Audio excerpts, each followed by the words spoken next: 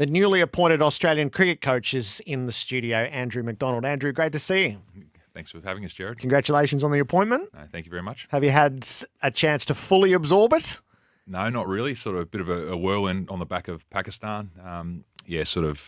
Appointed in the weeks after that, and then school holidays to keep me busy. So just getting the feet back under the desk now. So back off annual leave, and clearly some announcements last week, an exciting tour of Sri Lanka coming up, which no doubt we'll sort of cover. But starting to get back into it this week. How big an experience was Pakistan? Oh, it was an incredible experience. Before we left, obviously there was some uncertainty what it would look like, how it would unfold. But what I'd say, the PCB, Cricket Australia, what they put in place around security and the games themselves was incredible. Nothing was left, no stone left unturned, and it basically allowed us to go about doing our job, which is performance. And what a tour it was on and off the field. It felt relentless, enjoyably relentless at home. It was just always on. Yeah. I imagine that was a lot to absorb while you were in the thrust of it. Yeah, it was. The theme of the tour was to embrace. And clearly there was a lot more moving parts on this tour than any other tour that Australia had been on, with the security speculation before we went there, COVID, and then the unknown conditions. We hadn't been to Pakistan since 1998. So the theme of the tour was to embrace, and hopefully that showed through the way that we played our cricket. It was to embrace the off-field, to make sure the environment off the field was an environment where we enjoyed it, and then the on-field was all about embracing the attritional type of cricket that we're about to embark upon, and we set it up and framed it as a 15-day test match, and that's the way it unfolded. We said we'd get a couple of looks at potentially victory over the 15 days, and that's the way it sort of transpired. Probably missed one in Karachi, had some great opportunities there, but the good thing was we were creating the opportunities, which was validation of the way that we were sort of planning and going about our work. So how fulfilling was it to win the series? Great reward for the players involved out on the ground, great reward for the planning that went into it. And it's about the execution. I thought Pat Cummins stuck to the plan. It would have been easy to waver, on the back of Rawalpindi. I think we took 4 wickets. If you sit back and take 4 wickets in the first Test match, there's no doubt that you're going to question the way that you're going about things. But I suppose the outcome of that Test match was that the surface won, and we were going to stick to the way that we were going to play. We got a good look in Karachi, and then all roads led to Lahore, and the rest is history. What was I'm just curious, what was your emotional reaction when Pat Cummins ripped 2 stumps out to deliver victory? And if ever there is an image to go, that's winning, that was it. It was, yeah. It was almost, I don't know how you describe it as a coach. It's one of those things that you're immensely proud of the players, the way that they stuck through it. And the 15 days, it would have been easy to waver. But the validation on that 15th day of that Test series, the captain taking the wicket, the way he managed the bowling group, we had some exposure to players that had never been to the subcontinent as well, and some really positive performances, which will hold us in, hopefully hold us in good order for the 2 upcoming subcontinent tours in Sri Lanka and Pakistan. So a job well done, and then clearly we just flip straight into white ball preparation as coaches. Our minds go straight to there, and the players enjoy the victory. But it's the white ball team comes in, and you're quickly onto something else. And as a coach, I suppose you leave the players to celebrate that, and you get back into that planning mode for the next series. What did those weeks tell you about what the job is and your desire to do it? Yeah, it's an interesting one around what does it tell you. It tells you that you're working with a great group of people, and I think that anytime you embark upon a job, it's all about job satisfaction, and that was probably played out on that tour. There was no more testing tour, the way that it was sort of built around the security and the COVID and the challenge of Pakistan. A Babar Azam-led team, highly skilled in their conditions, to be able to navigate through that. But the satisfaction in the way that we went about it, but also off the field, the way that the group connected, and was able to go about it. I enjoyed the experience, so it told me that, on the back of that, potentially it might be a job worthwhile. And as I said, it's an exciting time for Australian cricket as well, with the players that are there, and really looking forward to working with the group and the coaches and support staff and the whole organisation. So in your private moments, what tipped you towards, I've spent a long time preparing for this. I want to walk you back through some of that as well. Yep. I'm A, ready to do it, and B, it's the right time for me to do it. I don't think it was that simple, because we had the Test series, and my focus was firmly on that. So when you get put into an interim role, it's to do the job at hand. And I suppose as a coach, it's whatever job opportunities presents itself at that time, it's about doing the best you can within that. And we had 3 test matches, and it was clear that I wasn't going to enter the process of talking around the job, which I made pretty clear before I got there. So it was probably after the test series that it was a decision to be made there. Do you go for the job or don't you go for the job? Am I going to go through the process? And you jump into it. And then clearly you're up against other candidates as well. So you don't know whether the job's yours, but there was enough information there for me to suggest I'd enjoy the job. It's a group that I want to work with. It's a coaching staff I want to work with as well. So as I said, the job satisfaction piece for mine was the piece that probably pushed me in that direction. One of the most interesting aspects around the public debate of the past 3 months is what is the role of the cricket coach? Yeah. And it's a cultural and philosophical discussion. And in Melbourne, a lot of it is framed around we see what the footy coach is. And, I don't mind saying, I'd said numerous times, is Justin Langer felt like a footy coach in a cricket environment, and that was what was needed at the outset. What do you think the role of the modern cricket coach is? I think, my take on coaching is there's a whole set of problems that you've got to solve as a group, and you play a part in that somewhere in the chain of getting the team out onto there. And our biggest piece, I think, as a coaching staff is the preparation phase. And the second part of that is once the game's finished, then the review and preparing them for the next opportunity that comes. So our job is to give the players options, prepare them as well as we can. And there's a whole list of things that go into that. You've got your physical team, you've got your sports science, you've got your skill coaches, you've got your assistant coach, there's a whole heap of people that work on that same project together. But to me, it's a whole heap of problems that you've got to solve together as a collective. And the key thing is that there's a clear handover to the captain to go out on the field. So it's ultimately the captain's role and responsibility on the field with the options that you're presented to him and the wider playing group to go out there and execute that. And within the game of Test cricket, you've got some key points where you can get information, gather information, being lunch and tea.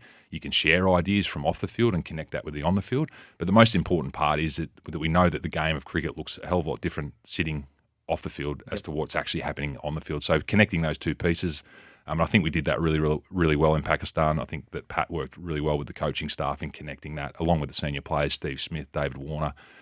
So I think, that preparation phase, allowing the players to play, giving them options within the game if you can. Each format creates a different challenge to do that. And then afterwards you kick back into gear around the review, matching up what happened on the field and off the field, and then giving some, as I said, some clear options and plans to move forward. So it's slightly different to probably other sports. Yeah, so can I ask, what is not the role for a cricket coach that, so you and I barrack for Geelong, where does your role differ from Chris Scott's role with the Cats?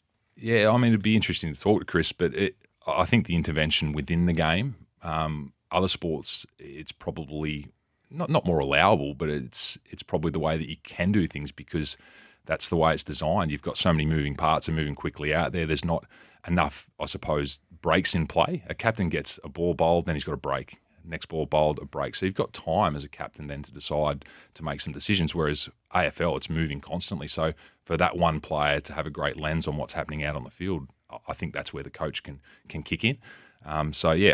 Every coach does it differently as well. I want to say that from the get-go, that there's no one way of coaching. There's no one style. It'll be different at different points in time, depending on the group that's in front of you, depending on the coaching staff you've got around you and the challenges. For North Melbourne Football Club versus Geelong Football Club versus Melbourne Football Club, there'll be different ways of doing it and different styles of coaching at that point in time. It doesn't make them right or wrong.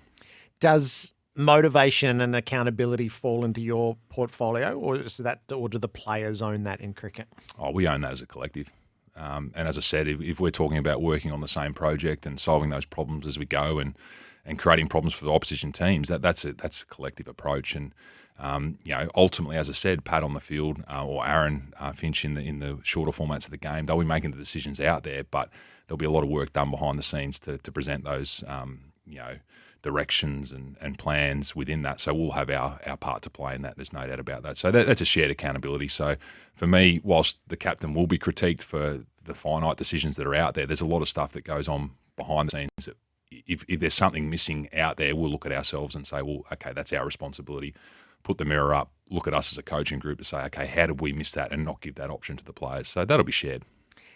Tell me about your early observations of Pat Cummins as a captain.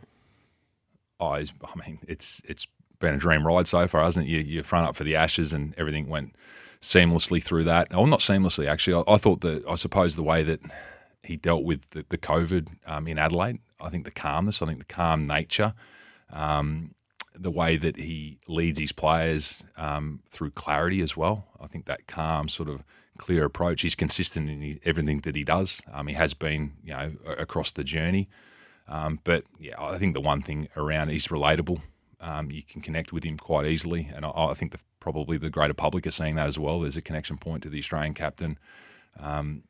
So that's the one thing for me, the calmness and the way that he connects with the coaches, with anyone in that group, and his ability to make good decisions more regularly. And I think that's the art of high performance. When you want to encapsulate what potentially high performance means, it's making good decisions in a short space of time. And so far, so good for Pat.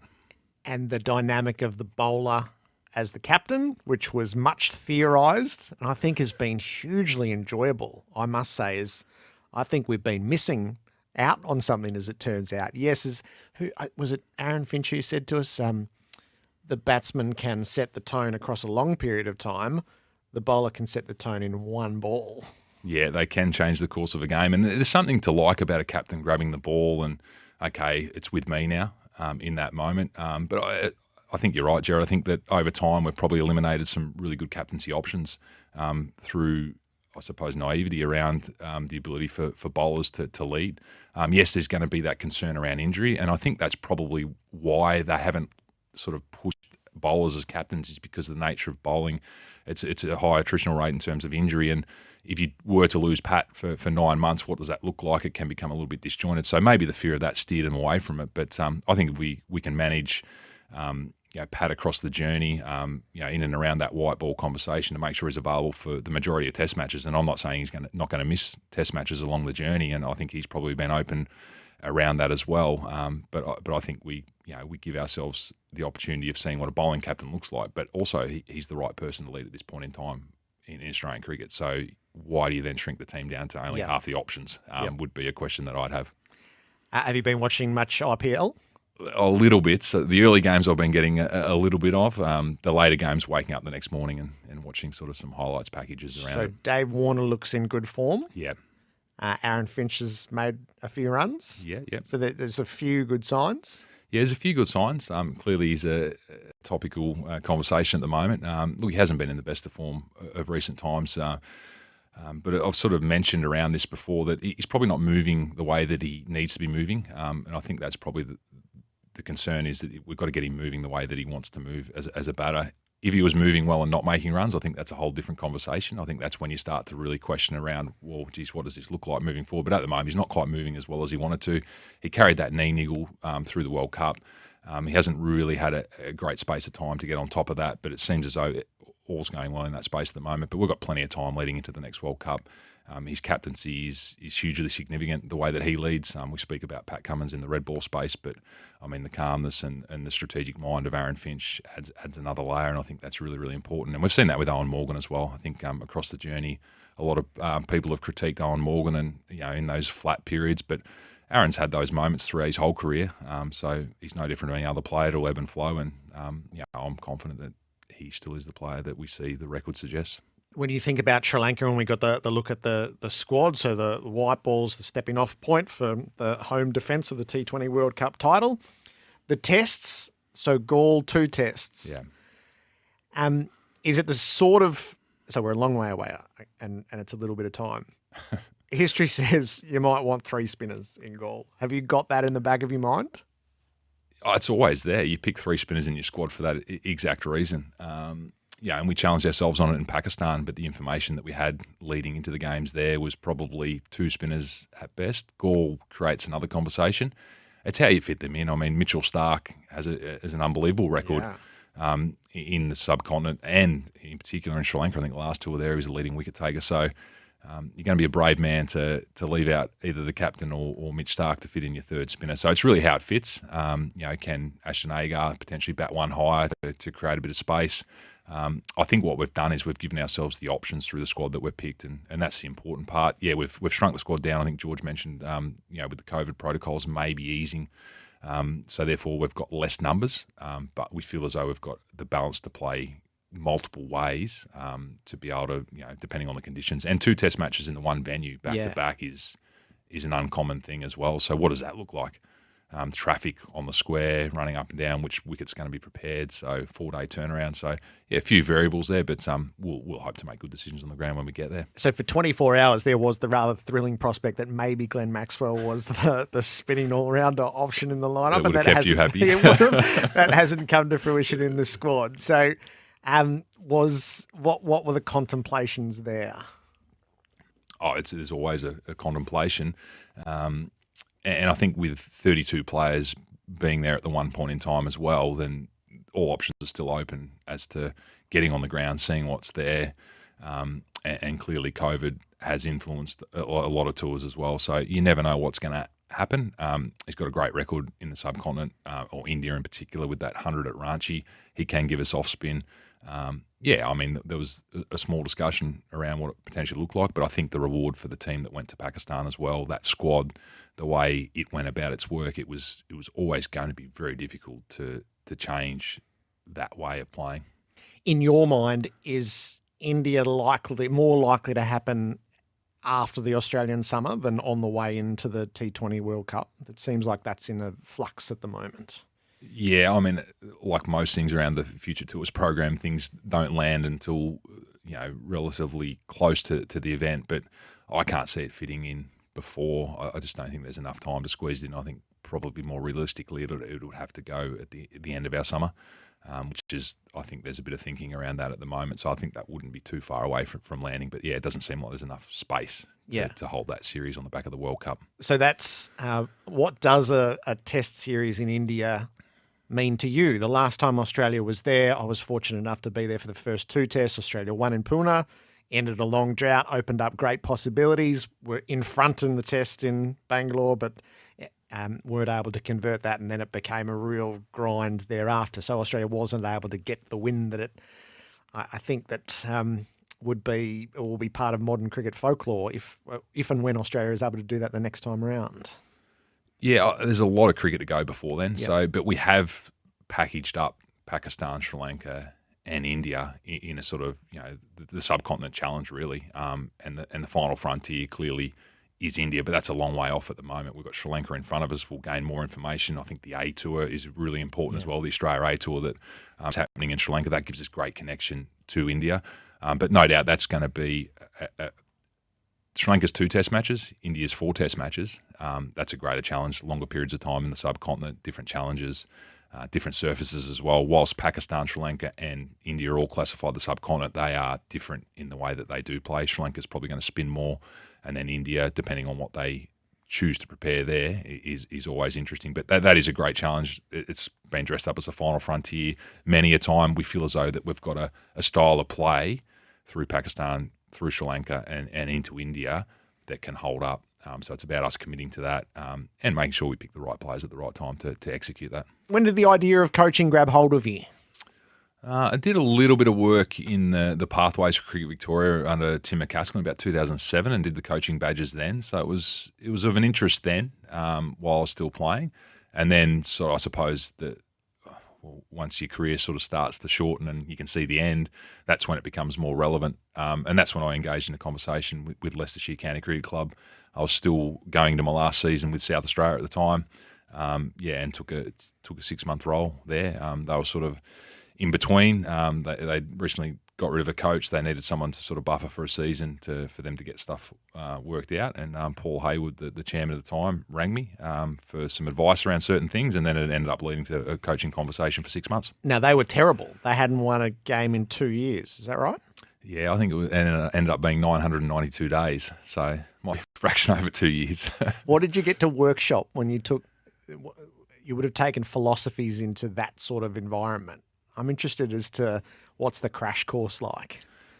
Yeah, it's pretty accelerated in that moment. I think the big one, like anything, and most coaches will speak to this, is it's about your list management really. And at a county club, it's about getting in there, seeing what resources you've got, what capabilities they've got, and then starting to shape around the squad that you want in terms of skill sets, personalities. Obviously everyone talks about building a culture or an environment. What are your value sets moving into there? How do you then connect with the players? How do you influence that? And they were looking for direction. So it was probably a good job to take first up, the bottom of the pile, and see how we go. And had some good senior players there. Mark Cosgrove was appointed captain just before I got there. I had a familiar face to work with there. So it was good fun. Did you find it instantly stimulating? Yeah, it was. Yeah. The only thing probably with that role is, with the counties within that sort of Division 2, you're probably under-resourced. So what it did is it stretched you into other areas. So you had a direct line to the CEO, which was Wasim Khan at the time, who went on to be the CEO of the Pakistan Cricket Board.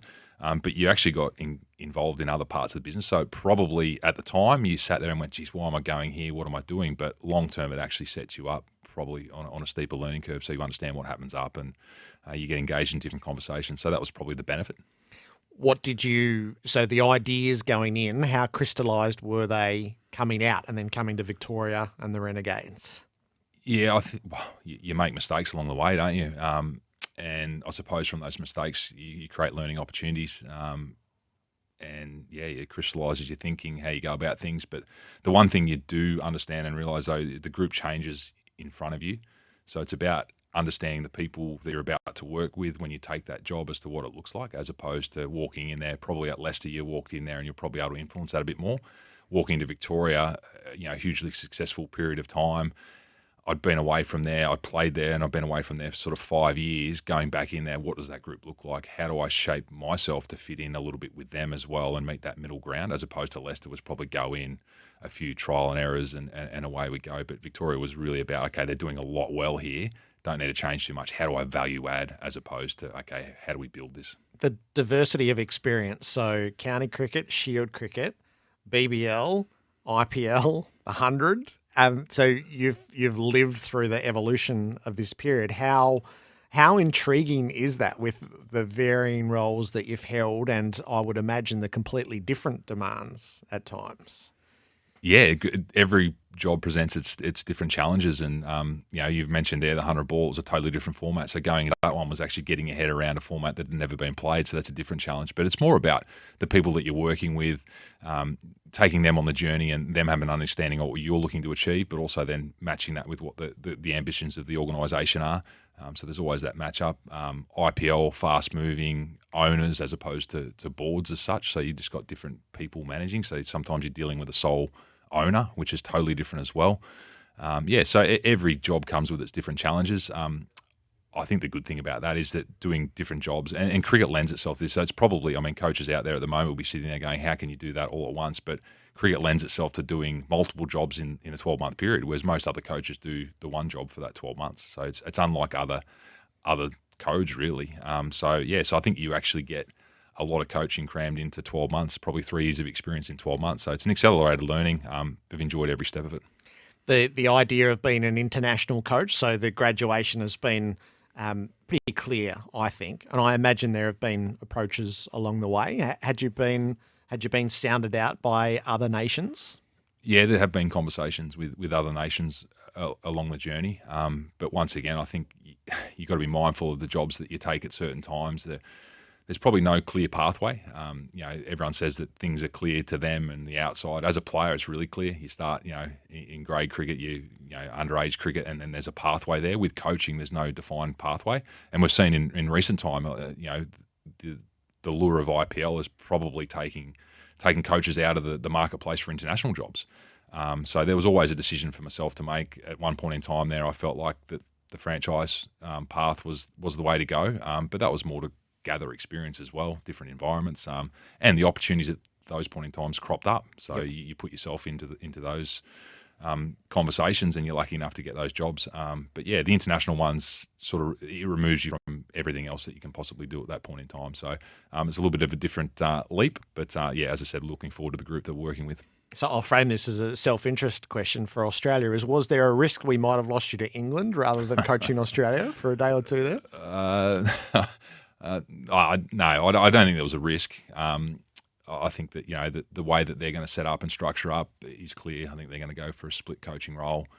My views on that differ differ slightly, which is probably unfolded now with the way that this job's sort of been structured up. So my belief is, to still have that one coach and share the workload within that.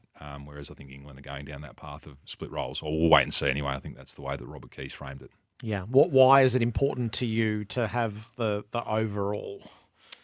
I think for me, the continuity of messaging is critical, but also the priorities shift, and people probably don't like me saying this, but the priorities do shift at certain times. You can't be everything to everyone. For example, Pat Cummins on the back of 3 test matches in Pakistan, at the end of that, he's severely fatigued, and then the white ball team gets compromised because Pat Cummins isn't playing there, but he's not ready to perform in that environment. So if you had split coaches, which format takes the priority? So I think the ability for one selection panel, one coach to work through that, give the direction as to what the priorities are at that time, and managing the overall squad as such. And then someone coming in, potentially a Michael Divinito or another senior assistant coach coming in to allow the head coach to balance the workload, but still stick on the same path. For example, we're going to build towards a 2023 World Cup. Am I going to do every one-day game leading into that World Cup? There's no chance of that. Yep. So I think that continuity of messaging for me is important. So as we close the chat, as you come to the job, what will represent a successful stint as the Australian coach in your mind? I think that's really for others to judge. No doubt winning helps. I think JL's been on the record in saying that winning does help. There's no doubt about that. I think the key series are going to be the ones that we're going to be judged on. I think World Cups, I think Ashes, subcontinent tours, and I suppose the challenge of winning away. So I think that's probably in recent times, you'll look at the record of the Australian cricket team on the road, in particular in Test series, and that's probably our greatest challenge. So I'd like to think that we can improve that record with the personnel that we've got within the camp at the moment. So on the road is going to be our great challenge, and no doubt at home. And we've lost two recent series to India at home as well. So we're vulnerable at home. The game's improving. Other nations are improving. So we've just got to continue to improve. But that on the road record is something that we want to improve, and we've started ball in Pakistan. You looking forward to it? Looking forward to it. Yeah, can't wait. It's good to see you. Thanks for coming in. No, thanks, Gerard. Thanks for having us.